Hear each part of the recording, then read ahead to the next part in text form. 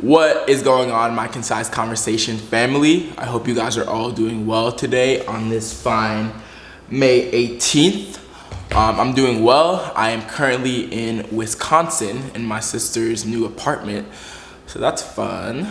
It's kind of cold, so definitely not Riverside, but that's cool. A little switch up. So today I want to have a little conversation with you. Well, it's not gonna be little. It's gonna be long, so buckle up, grab a pillow, a snack. I have a little friend right here. Shout out Nikki for letting me use this, even though I didn't ask. But this conversation is gonna be a little deeper today, a little bit more vulnerable. I don't know if you guys have seen my Mercury in retrograde video, but we are currently in Mercury retrograde.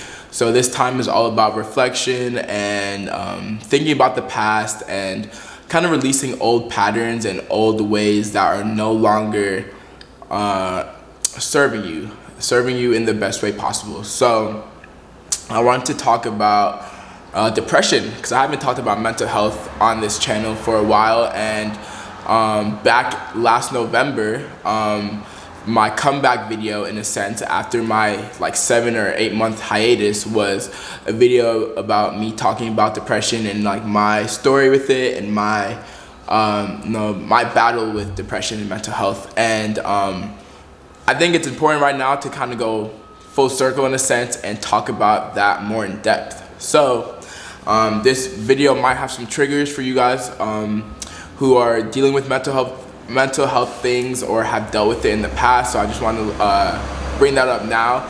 And but at the end of the day, this video is definitely about love, and it's about acceptance, it's about self-compassion and forgiveness. So please tune in. So I was depressed a year ago, which is crazy to think about because I'm so far removed from that feeling. I'm so far removed from, I guess you could say, the incident or what happened. So it's hard to believe that that was ever a persona that I had, or a persona that fit me at the time, but it was, and it's hard to reflect on that when you don't have those feelings currently, which is why I want to do it now, because I feel like it's so important to reflect and so important to understand the reasons why you felt that way. So in a sense, you will never feel that way again. Or when those feelings do arise, you have the coping mechanisms and you have the understanding to realize why you're feeling the way you're feeling and know how to get yourself out of feeling that way. Because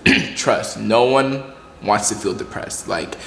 Mental health challenges, mental health, things are not about choice. A lot of the times, we don't choose the trauma that happens to us. So we can only choose the way that we react to it and choose the ways that we heal from it. So that's what this episode is going to be about. And lower right here, I have my iPad. So if you see me looking down, I just want to make sure that I get everything, because I know it's concise conversation, but this is definitely going to be a longer episode. So I want to make sure that I get everything. So my number one point is what led to me being depressed. And I feel like this is a bunch of different things.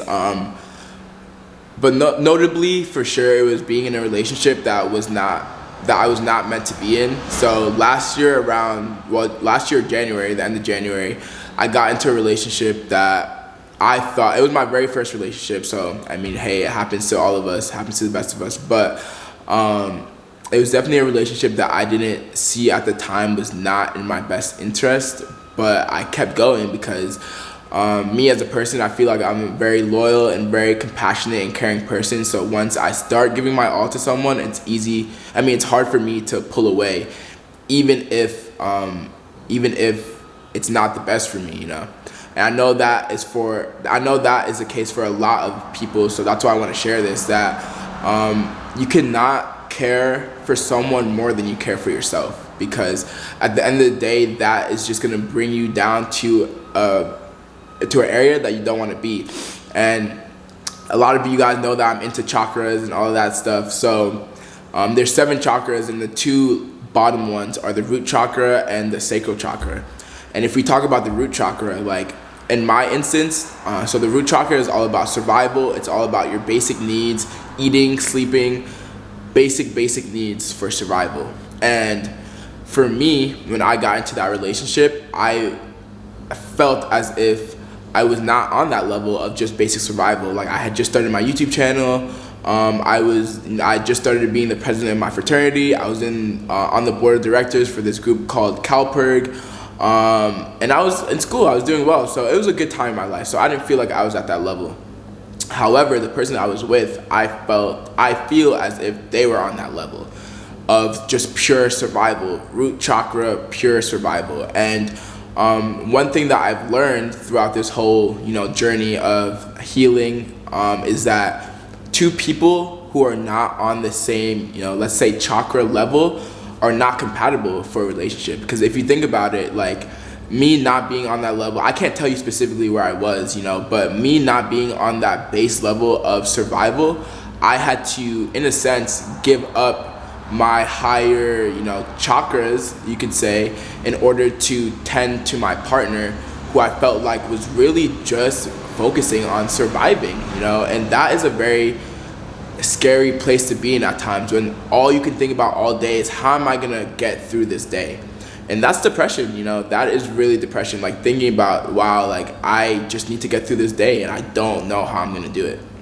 So in a sense, I feel like being in that relationship dragged me down to that root chakra level, where then I was only worrying about survival and how I was gonna get through the day. And that's not a fun place to be in, for sure.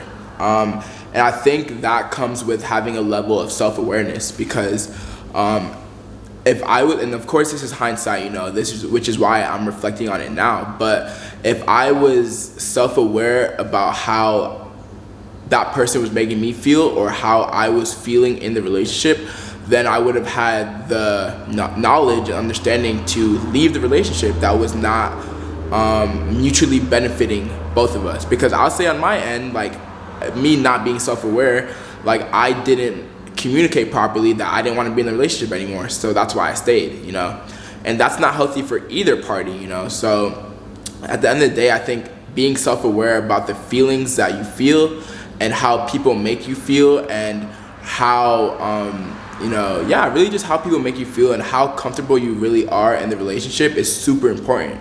Because if you're not honest with yourself and not self-aware about how you feel, then you cannot be honest with your partner, And I think a really big part of depression is the way that you talk to yourself. Self-talk. It's super, super vital to just depression as a whole. And I think, on a normal basis, I feel like everyone is pretty chill with themselves. I know everyone has their ups and downs, and that's normal. We're all human beings. We all have the ability to feel good about ourselves, feel bad about ourselves. That's being human.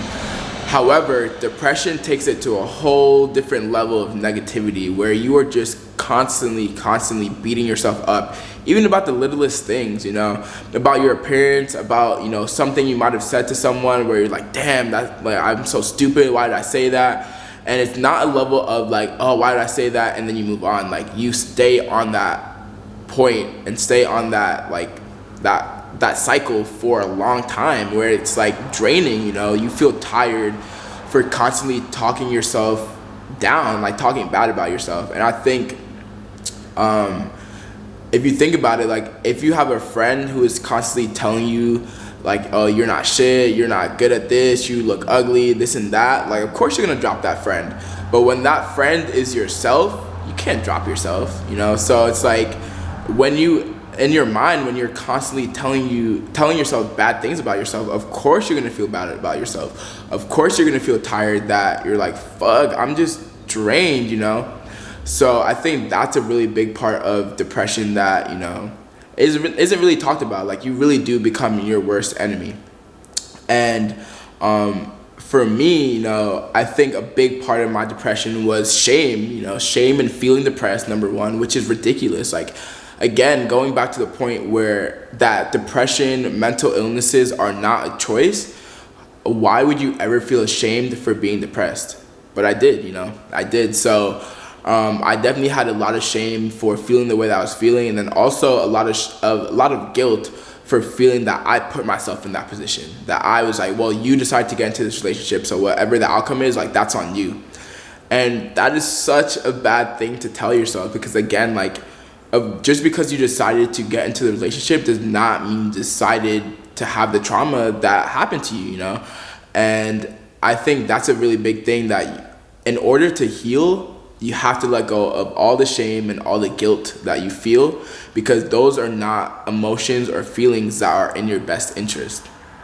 And I know I talked about this a little bit before on another video, but I'm gonna get into it a little bit because I know it's really important. The differences between shame and guilt. And guilt is feeling bad about yourself because you think you did something wrong. Like, let's say you stole something and you feel guilty for stealing, so you're like, dang, I'm a bad person because I stole. So you're guilty, you know. Shame is way deeper than that. Shame is, I am wrong, like I am the problem, I am broken, you know. So you'll say, let's say, go back to that example, like you steal something, you're like, you don't really necessarily feel bad for stealing it, you feel bad as a person. You're like, I am such a bad person. And again, shame is not an emotion that serves you, because when you see yourself as a bad person, then that's when you get into that negative self-talk, and it's just a cycle that is not doing good for anyone, you know. It's not doing good for anyone. And I think going deeper into that, when you do feel that sense of shame, you do feel that sense of you're a bad person. At least for me, my mindset was, well, if I'm a bad person, then why am I going to be around anyone else? Because I only want people, in a sense, to see me as a good people. I only want people to see me as a good person. I only want to be a good person for the people that I love and the people that are around me. So therefore, I'm going to isolate myself because I don't deserve to be around people if I'm not a good person. And I'm telling you, it gets crazy. It really gets deep, because therefore you isolate yourself because you think you're a bad person, and then you are just stuck in your thoughts telling yourself you're a bad person, when in reality, number one, you're not a bad person. Number two, if you were surrounding yourself around people who love you and people who respect you, then they would tell you that you're also not a bad person, but you've blocked that off because you've isolated yourself. And I'm saying you a lot, I'm talking to myself. You isolate yourself, and then you're blocking off all forms of love that you could possibly get in order to heal yourself. And I think it gets really dangerous when you do that for a very long period of time, because then in a sense you forget how to even be loved, and you forget how to feel love, and you forget how to be around people who love you. And that's the point of life. For me, I think the point of life is to love, and that's why I always try to move with love. I always try to be the most loving person that I could possibly be. I'm gonna close this door. Hold up, sorry.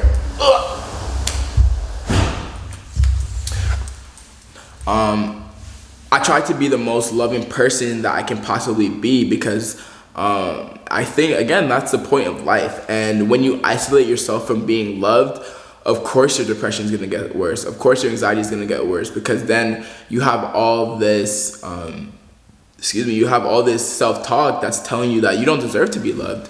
You don't deserve to be around good people, and you're not a good person. And I think that's just a super scary place to be in, for sure. And I think one thing about depression and mental health that is bad is that there's such a big stigma around it. There's such a big stigma around mental health.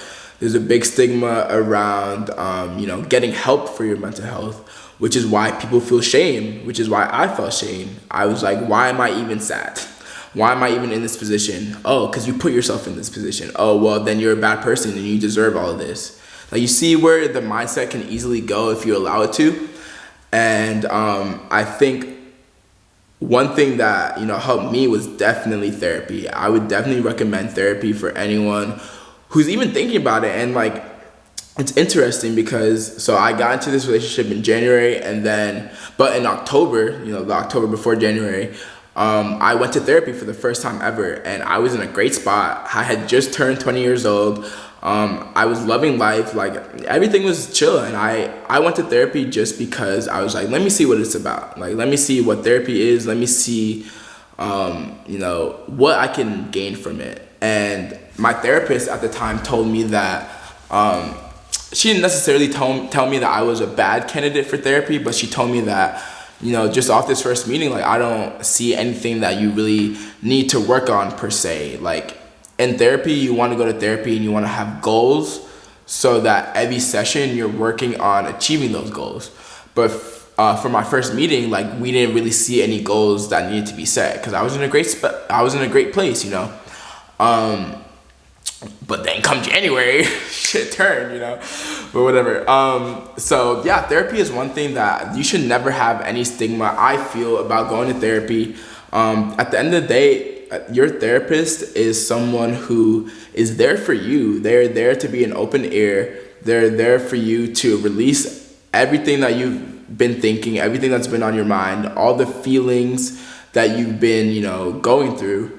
And they're there to help you see things from a different perspective, because I feel like when you're depressed, it's very easy to see things from a one-dimensional perspective, where again, you're like, I'm such a bad person, I deserve this, I will never be happy again, things will never change. And then your therapist is like, well, what if they do? Like, what if you're a good person? What if people do love you, And I think one thing for me when I was going to therapy is like, I didn't believe her. Like, I didn't believe my therapist. I was like, what are you talking about? Like, shit is not gonna get better. Like, do you see me right now? Like, I am not in a good spot. And at the time, I was going to therapy consistently, like once a week. I was going once a week or once every 2 weeks. And now looking back, I applaud myself for going to therapy, even though at the time I was like, this is not doing shit for you, bro. Like, you're just going, you're talking about your problems and you're leaving, and then that's it. But now looking back, like, if I had not been going to therapy and I was not talking about my problems, then I probably would have never gained this knowledge that healing is possible, that you can heal, so props to me for going to therapy, because it's not easy, it's not easy talking about how you feel. It's definitely not easy being vulnerable.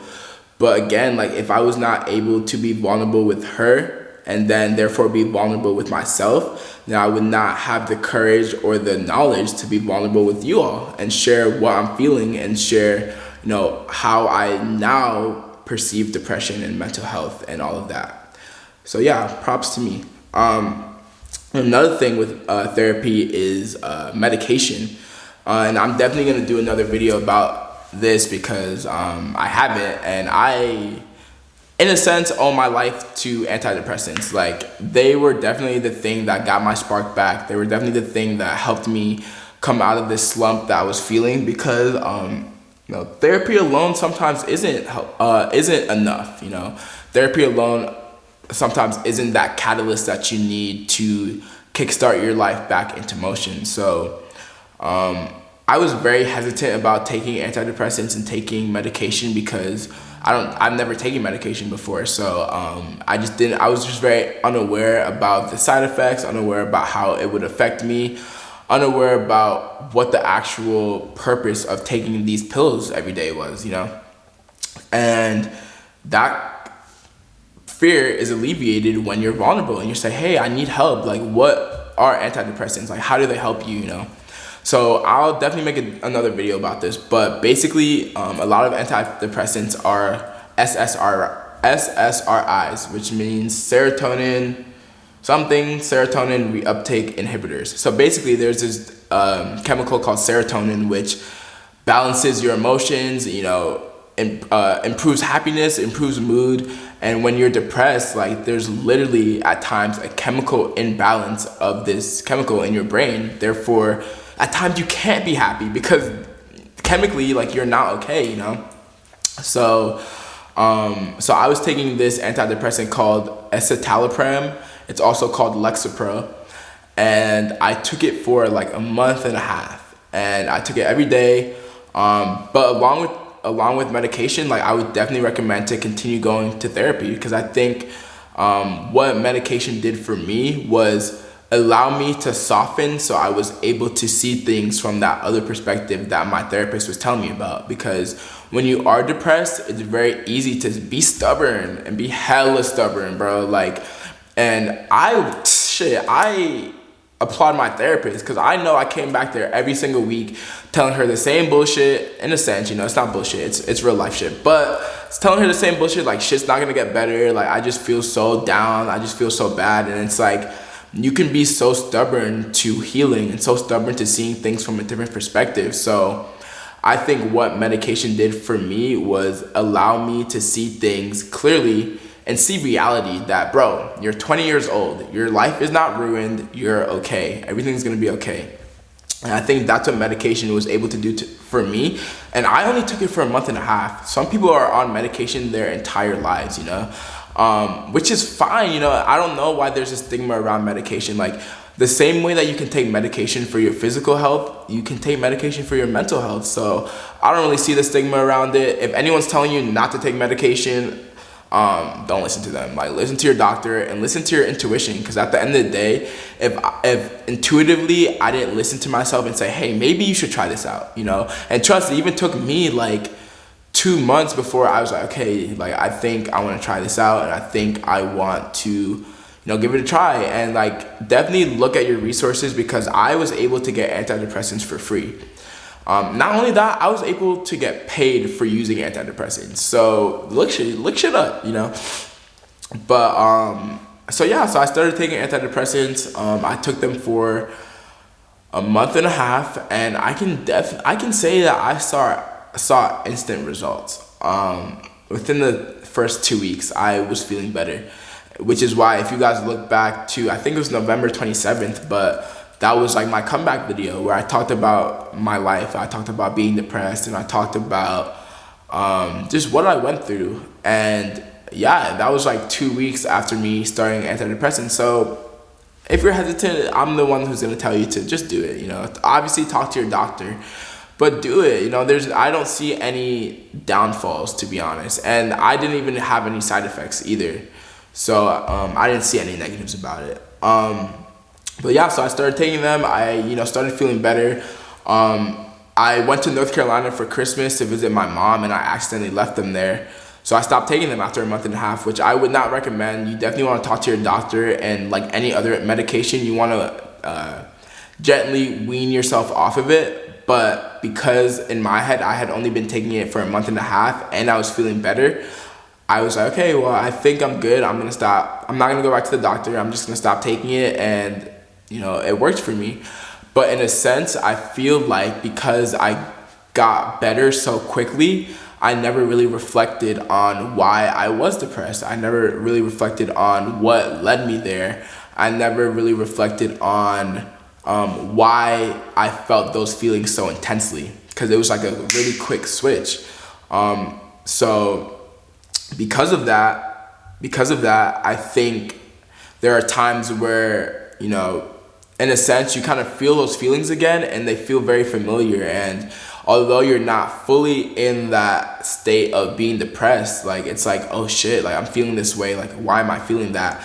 And like that's when those emotions start coming back again, and that's called the trigger, you know. And people can trigger things. People can trigger certain memories, certain traumas, certain experiences that you've had in your life that make you think, oh shit, like I'm not fully healed from that experience. And that's what happened to me, especially during this time, which I feel like it's because of Mercury in retrograde, and also the eclipse was doing its thing as well. Where I was now thinking back, like, damn dude, like a year ago you were down bad, like you were down real bad. And it's like, I had not even thought about that in such a long time, because I'm not there anymore. I feel great, I'm happy, I'm tired because, you know, I'm trying to graduate and all that. But I'm blessed, you know, I'm grateful for where I am now. So it was very easy for me to just forget about me being in that spot. But I think a more healthy way of healing and moving on is reflecting, is realizing, okay, why was I feeling that way? And how can I prevent myself or self-soothe myself when I do feel that way again? Because life is up and down, you know, like things are gonna happen, things are gonna make you regress into past ways of being, past coping mechanisms. And if you don't have the self-awareness to understand, like, okay, well, last time I felt like this, I did this and it didn't work out, so I'm gonna try this. if you don't have that train of thought, then of course it's going to be a cycle where you're constantly going back to unhealthy coping mechanisms, you know? So I would definitely recommend to reflect and understand why you feel the ways you do, and understand why you cope the ways you do. And I think one big part about depression that helped me heal was having self-compassion for myself, and having unconditional self-compassion for myself. And I think, you know, it's very easy as 20-year-olds, 21-year-olds, 22-year-olds, like, to feel like we're adults, to feel like we need to have life figured out, to feel like we, you know, need to have a good head on our shoulders. And we're kids. Like, I don't know what y'all call yourself. Like, of course I'm a, you know, growing adult, but at the end of the day, I'm 21 years old. Like, I'm a kid, you know? And I think when you're depressed, it's very easy to forget that you are a kid, and that you need guidance sometimes, and you need help. And especially me coming from the East Coast to California, like, I don't have my parents over here. I didn't have anyone to start off, so I had to build my own community. And if it was hard for me to be vulnerable about this experience with my parents, then trust, I did not share this with anyone else. And that's why I feel like, going back to that isolation, that I just isolated myself. I just stayed by myself. I just kept my distance. And plus, it was easier because it was COVID, like real COVID, like hella COVID, you know? So everyone was basically isolated in a sense. So, and I think COVID played a huge part in it too, that we weren't having that human connection. So that's another thing. But I think during the pandemic, it was definitely easy for me to just self-isolate, and again, be in that negative cycle of self-talk where I was just talking myself down 24/7. Like, it was crazy. And I think along with self-compassion, like, one thing that I am learning now is that you have to have self-forgiveness. Like, you have to forgive yourself, because a big part of my depression, or me reflecting on my depression, was you know, feeling sorry for myself, feeling pitiful for myself. And like, trigger warning, but you know, another thing about depression is like suicidal thoughts. Like, and I can definitely say that I've had those before, you know, and it's more common than I feel like people realize. But it's super stigmatized, you know. Like, a lot of people are like, you know, have these suicidal thoughts, and people tell them, oh, why? Like, so many people would miss you. Like, you know, oh, like, your life is so good, like, just, you know, feel happy. And it's like, these are not proper things to tell people who are going through these emotions, you know. Sometimes they just want a listening ear. Sometimes they just want a hug. Sometimes they just want some compassion. And I think that now that I'm better, and now that I have learned how to, you know, self-soothe and have self-compassion for myself, one thing that I have to realize is that I have to forgive myself for being depressed, you know. And like, not in the sense that, like, again, it's not a choice, but I think for me, like, I was so hung up on, you know, in a sense, these suicidal thoughts, and so I felt so bad for even having these thoughts. And it's like, dude, you were not in a good mental space. You were not Najja Francis, you know. So of course these thoughts that came up weren't really you, in a sense. So I have to forgive myself for having these thoughts, and forgive myself for wanting those things to happen. Because of course I look back, of course I'm so grateful and blessed and happy to be alive, you know. But at that time, I was not in that headspace. So of course thoughts like suicidal thoughts came up, you know. So and along with forgiveness, I have, like, this point says, release the past. And yeah, definitely, like, moving on is so powerful and so courageous. So anyone who has gone through mental health things and is now moving on and releasing all of those deep and dark emotions, like, I applaud you to the max, because I know it's difficult and it's hard, but it's what has to be done at the end of the day. Because if you hold on to those emotions, and you hold on to that feeling of darkness, and that feeling of you know, this is my last day on earth. My bad, my memory card got full. But you know, I forget what I was talking about. But it's super hard to heal when you still have those emotions that are so deep and so potent in you, you know. So I think the biggest thing about depression and mental health in general is realizing that, number one, you didn't choose to go through what you're going through. Number two, there are people and resources out there that can and will and are willing to help you. And number three is that you have to have self-compassion and forgiveness for yourself, and you have to not live in the past. I think what depression is really being stuck in the past, and what anxiety is being worried about the future. And I think with depression, like, if you do not give up that need or that thirst to go back and to relive what happened or change something about what happened, then you're never going to be able to heal in the present, you know, because your mental, you know, space is somewhere else, you know. So definitely, yeah, releasing the past, you know, releasing what happened to you, because again, you don't choose your trauma, but you do choose how to heal from it. And I have another point, number 9, that says triggers, and I talked about this a little bit already, but triggers are real, dude. Like, people can trigger things, smells, touches, like, they can trigger things, you know. And like, sometimes it's hard to realize what is exactly being triggered, because basically what triggers are is a part of your subconscious that again is not conscious, so it's not really present or relevant to you at this point in time. But when something or someone or some experience happens that triggers that part of your subconscious, then it's brought up to the conscious realm and it's present to you now, whether you know the connection that was made or not. And I feel like when you go through these mental health stints or these depression phases, when you come out of them, it's easy for things to trigger you. Like, even a couple of weeks ago, I was just exhausted from school and life, and, you know, even YouTube and social relationships and just everything. And I even asked myself, I was like, am I depressed again? And I was like, no, dude. Like, I remember in a sense how depression felt, and this is not it.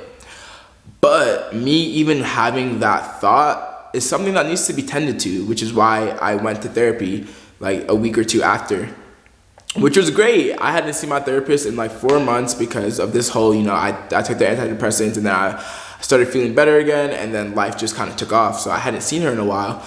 And me going back, it just felt so good to just release everything and tell her about how I had been feeling these past 4 or 5 months, whatever. And just have a listening ear, because I know that I you know, am that therapist friend in a sense for a lot of my friends, which I, you know, am grateful that I can do, because I feel like I've learned a lot about mental health over this past year. I learned a lot about healing. I've learned a lot about people and emotions and spirituality. So I feel like, in a sense, I have a lot of knowledge on how to heal and how to relate to people so that they can feel better. And I think because of that, I am completely 110% willing to be that person for other people. But at the end of the day, like, therapists are professionally trained to be these people for you. So for me, it's like, and also, like, you don't always want to, but like, in a sense, like, your friends can't always help you work through, or can't always help you have that shift in perspective that a therapist can have. So, you know, when I felt that trigger, I was like, dang, I feel like, when I feel like I am, you know, feeling this way or feeling kind of this way again, like, that's a trigger, you know. And like, why did I feel that way? Because I was exhausted, you know, I was doing a lot and I was just tired. And for me, what word comes up when I think about depression is exhaustion, like pure exhaustion. Of course, the exhaustion that I was feeling a couple of weeks ago was more a physical exhaustion than a mental exhaustion. But I think what depression is a deep mental exhaustion, where you cannot get yourself out of your own head. You know, you cannot have peace of mind. You cannot have a quiet stillness, because you're constantly berating yourself. So I think, you know, when triggers do come up for you, don't try and repress them. Don't try and push them down. Like, what I try and do is like, okay, this person just triggered me. This scenario, this experience just triggered me. Why? You know, and it's okay to talk to yourself. Bro, I be talking to myself all the time. So, you know, so let's say this happens to me. So something triggers me, someone triggers me. I'm like, okay, well, take a step back. Like, why did this trigger me? Okay, this triggered me because it reminded me of when I was depressed, okay? And what feelings did you feel when you were depressed? Well, I was tired, I was sad, and I, didn't feel like anything was gonna get better. And did things get better? Well, they did. Why did they get better? Because you took the action to make them get better. Okay, well, now I know that I have the power to do that. Well, I'm going to try and implement that now. And I think that's a better mental cycle, a better mental, recovery than the other end is like, okay, I'm triggered, and I'm just gonna regress into this cycle of negative self-talk, negative self-talk. So I would say definitely choose this one and realize that is having self-compassion. Like, that is parenting yourself. That is loving yourself. That is giving yourself a heart hug. I just made that up just now. But a heart hug, sometimes you need a heart hug, So I think that is a better way to work through what you're feeling, because the latter is just, deadly in a sense. And I'm not saying that physically or literally, but it could be, but deadly in a sense to your own happiness.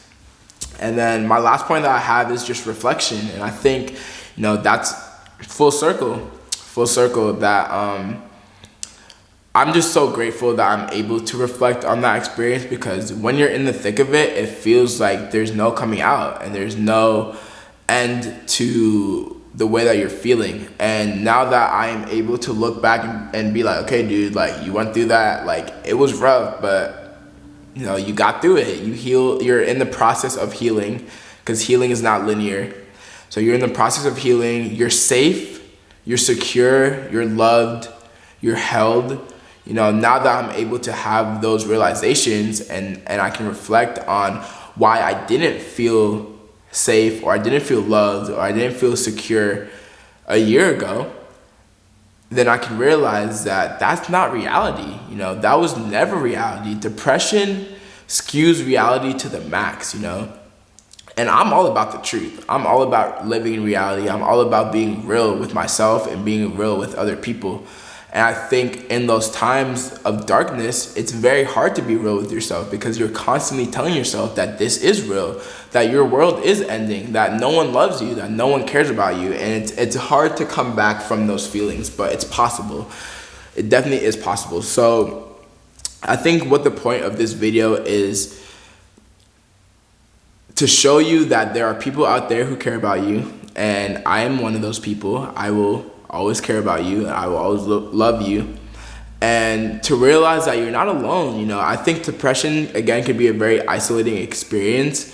And when you're alone with your own thoughts, it's super easy to get caught up in that spiral where you really think that nothing is ever gonna get better. But I am living proof of that, and I'm telling you, like, I was in a very dark place. So I think if I was able to do it, like, you guys are able to do it as well. And I don't want to compare my trauma with anyone else's. I know people go through a lot of deep and dark things, and I want to applaud you again for even taking the time to try and process what you went through and process, like, why you're feeling the way you're feeling. And I, again, just want to, tell you that you're not alone, and tell you that there are people who are out there who want to love you and want to make you feel safe.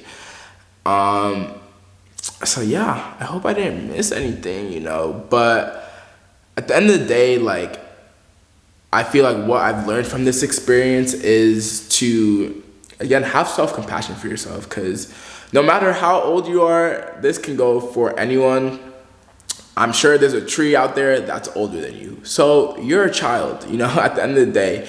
You're young. It does not matter how old you are young. So you deserve to be treated like, that child that is loved and held and is made sure that they are protected, because everyone deserves that. I think that everyone truly does deserve that. So love yourself, respect yourself, stop the negative self-talk because it's not doing anything for you. Go get help, therapy, medication if you need it. Try and be self-aware about the way that you're feeling, because if you're not self-aware, then no one is going to be able to help you because you don't really even know what's going on either, you know. Release the past, most definitely. Live in the present. I try my best to be present in every moment now, and I feel like with that I've realized that things are happening for you and not to you. Because not to say that I would ever want to be depressed, but if I had not gone through that experience, then I would not be the person that I am today, and I would not have the knowledge of healing and the knowledge of reality that I have right now. So I'm grateful for that experience. I'm grateful that I went through it, and I'm grateful that I came out the other side stronger than ever. Because if I had never gone to therapy, if I had never taken medication, then I would never have that comeback video where I was vulnerable and shared what I was going through. And then I would never be here sharing again with you guys. So yeah, this video is just to tell you that you're loved and you're cared for. So thank you for tuning in, and I will talk to you guys later. Bye.